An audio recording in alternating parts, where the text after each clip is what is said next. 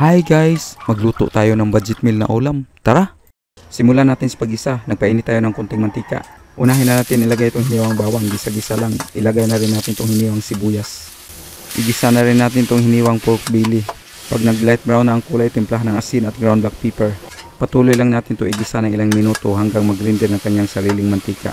Lagyan lang natin ito ng tubig at takpan para palambutin itong karne. I-simmer to for 5 minutes or more hanggang malambot na ang karne. Binuksan na natin at ilagay natin itong hiniwang kamatis at haluin. Ilagay na rin natin itong hiniwang kalabasa. Maglagay na rin tayo ng tubig at takpan ulit ang kawali. I-simmer lang to for about 5 minutes. Binuksan na natin at tinimplahan ng asin at oyster sauce. Haluin lang natin to saglit at ilagay na itong hiniwang sitaw. Haluin lang natin to para ma-distribute ng maayos ang ating mga panimpla. Takpan lang natin to para i-simmer ng 5 minuto or hanggang maluto ang mga gulay. Haluin lang natin to saglit at ready to serve na to.